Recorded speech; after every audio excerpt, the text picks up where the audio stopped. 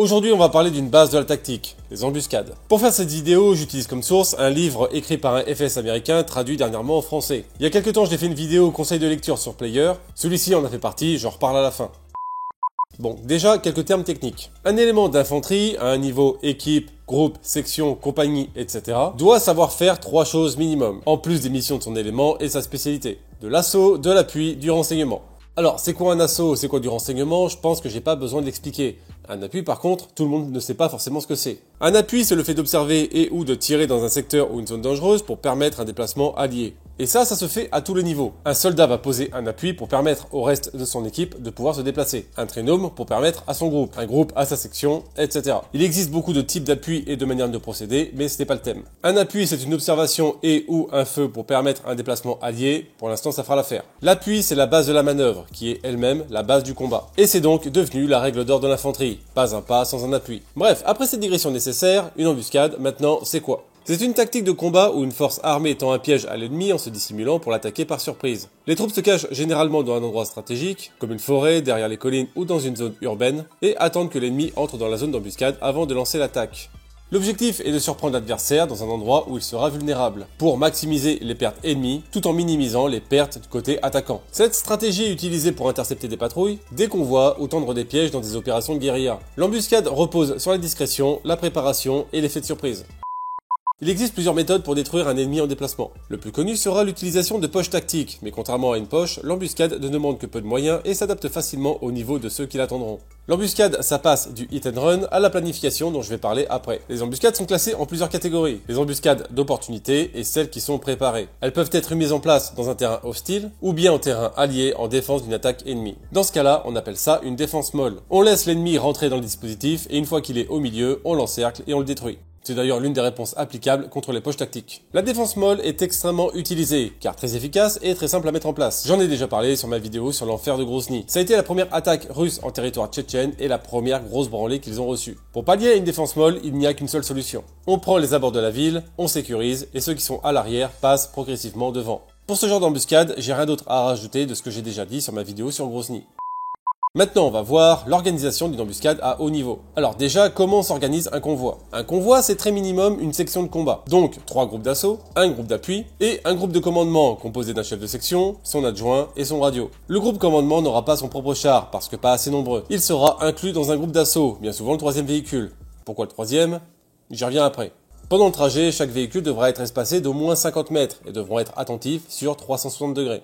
Pour la planification du trajet, quelques règles de base. Déjà, ne jamais prendre le chemin le plus simple. Le chemin de repli ne doit jamais être le même que celui d'arrivée. Ne jamais revenir sur une zone par un chemin identique. Sinon, ça donne ça. Là, vous voyez, c'est un VAB, pas mal, c'est français. Et là, après être venu sur la zone 3 fois par la même route en 3 jours, elles avaient un tas de ferraille. Bref, de quoi est composée la mise en place d'une embuscade? La planification, la mise en place, l'attaque et le repli. Chacun de ces éléments est bien sûr composé de sous-éléments, sinon c'est trop simple. Déjà la planification, ça demande du renseignement sur les déplacements ennemis, des connaissances topographiques et de la logique tactique. Connaissances topographiques pour savoir où sera le point d'embuscade, le point de débarquement, le point de repli, et tous les points importants entre eux dont je reparle après. Le point le plus important à déterminer sera évidemment le point d'embuscade, qui lui prendra en compte beaucoup d'éléments, comme la distance entre le convoi et les renforts ennemis, est-ce qu'on aura le soleil dans la gueule au moment où ils arriveront, est-ce qu'on sera en hauteur par rapport à eux, est-ce qu'on aura des couverts importants, est-ce qu'il y aura un virage assez important pour les obliger à ralentir, etc. Une fois qu'on a le point d'embuscade avec autant d'éléments qu'il est possible d'en avoir, c'est au chef qui coordonne la mission d'aller voir sur place pour savoir si c'est un bon spot.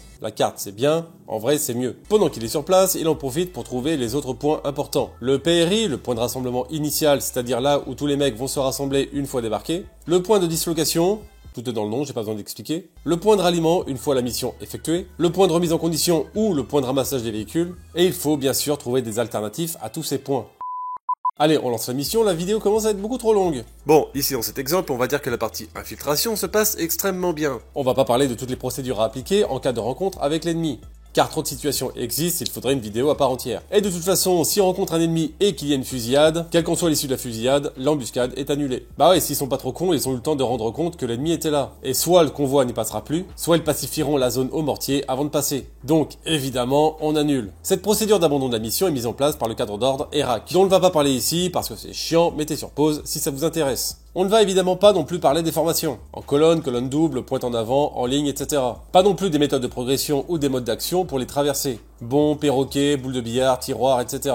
Il y aurait beaucoup trop de choses à dire dessus, surtout que chaque progression, formation ou mode d'action est différent suivant le milieu. Par exemple, en forêt, en colonne double, on sera plutôt comme ça. En combat urbain, plutôt comme ça, à cause du manque de place et de l'immédiateté du danger.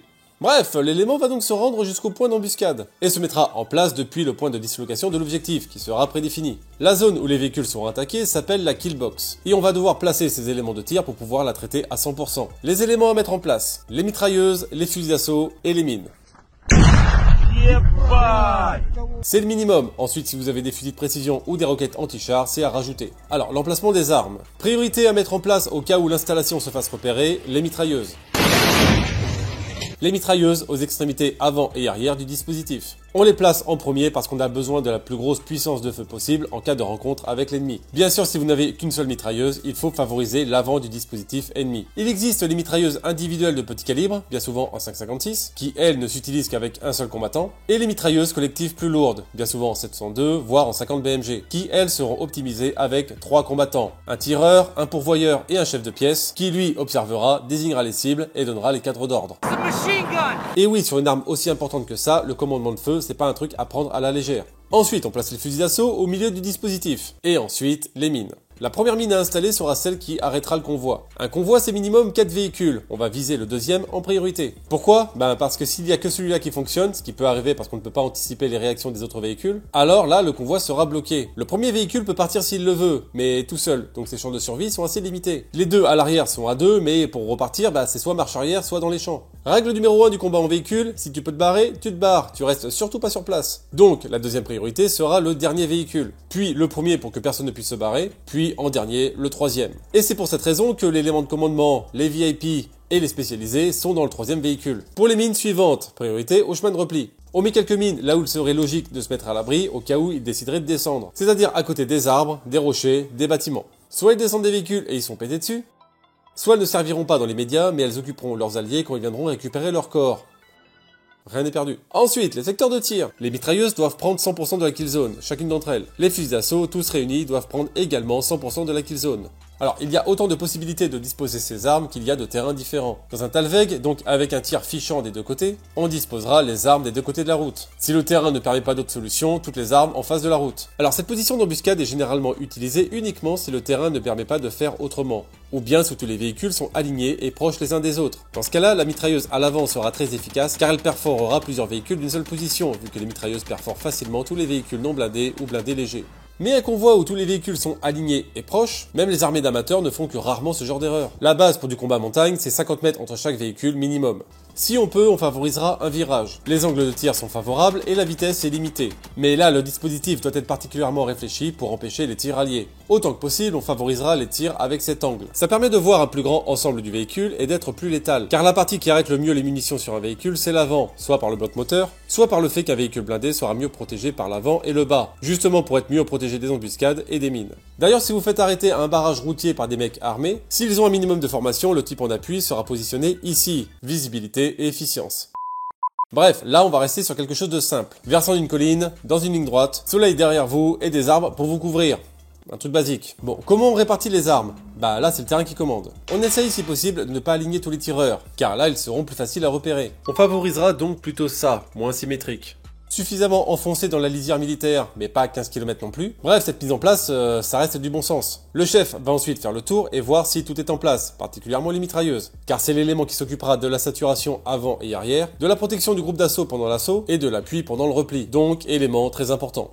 Le départ des feux se fait avec l'explosion de la première mine. Les tireurs doivent traiter toutes les cibles de leur secteur et attendre l'arrêt des tirs, qui arrivera au bout de 30 secondes. Au bout de 30 secondes, on arrête de tirer, on recharge et on observe. Si on voit encore des ennemis en vie, on tire pendant encore 15 secondes. Puis ensuite, on arrête de tirer. Ces 15 secondes sont appelées une longue minute. Et on reprend 15 secondes s'il y a encore des présences ennemies. Il n'y a aucune chance de survie si l'embuscade a été bien préparée, et particulièrement si l'ennemi a fait de la merde. Là, on va passer à la deuxième phase, l'assaut.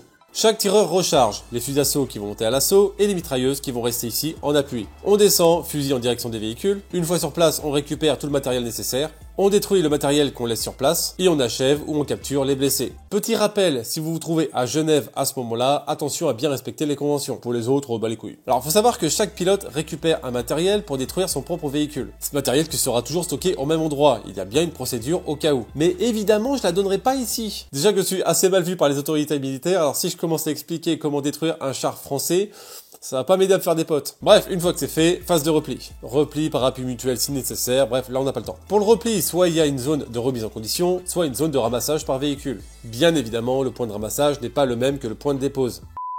Enfin voilà. En gros, pourquoi se faire chier à apprendre le combat véhicule? Savoir s'exfiltrer et tirer depuis l'arrière d'un véhicule en cas d'accrochage, si de toute façon, comme on vient de le voir, il n'y a aucune chance de survie. Bien sûr que c'est nécessaire. Déjà, pour organiser ça, comme je viens de le montrer, il faut du renseignement, du matos et du monde. Et surtout, personne n'est capable d'organiser un truc pareil, à part les armées OTAN, les entreprises militaires privées ou les putains d'autistes comme moi. La plupart du temps, les embuscades se font de manière improvisée, par opportunité. C'est très loin d'être aussi bien organisé que ça. Soit par manque de temps, soit par manque de connaissances dans le domaine. On va me dire, oui mais Ouzbin, oui mais Tongo, blablabla. Avis qui ne plaira pas à tout le monde, mais si ces embuscades ont réussi, c'est surtout à cause de l'incompétence des militaires. Il faut respecter les procédures de marche, les procédures de véhicule, et ça se passe beaucoup mieux quand c'est le cas. Eh bien ça tombe bien parce que justement j'organise des stages véhicules. Autopromo à mort, j'en ai plus rien à foutre. Stages véhicules où on voit les subtilités des convois, et les exercices de tir autour de véhicules. Je mets le lien du site et l'adresse de contact en description. Avant de finir, petite promo du livre qui m'a beaucoup aidé pour faire cette vidéo. Tactique de combat, les livres sur la tactique c'est quand même assez rare, les bons livres encore plus. Vous avez les livres techniques qui parlent de manipulation, les livres stratégiques qui parlent surtout de politique, et ensuite quelques rares livres tactiques qui parlent de manœuvre. Et pour ça, celui-là c'est clairement le meilleur que j'ai jamais lu. Il est très récent et de base américain et traduit en français. Il explique une embuscade du début à la fin dans les moindres putains de détails avec tous les cas de figure qu'on pourrait rencontrer. De la mise en place dans le véhicule pour aller jusqu'au point de dépose, les formations, les modes d'action, les appuis feu directs et indirects, la mise en place, etc. C'est schématisé et très bien expliqué. Il demande quelques bases pour comprendre, mais je vous le recommande à 200%. Clairement un excellent bouquin et c'est pas un placement de produit bien entendu. Bref, j'espère que cette vidéo vous aura plu. Likez, partagez, commentez, blablabla, vous connaissez. Je rappelle que si vous voulez me soutenir, vous pouvez via ma page Player ou Patreon. Pour 3 € par mois, bah déjà, vous me soutenez financièrement. Vous voyez les vidéos avec une semaine d'avance. Et en plus, vous voyez des vidéos réservées aux contributeurs et les rediffs de live. Enfin voilà, ce sera tout. Fin, cassez-vous.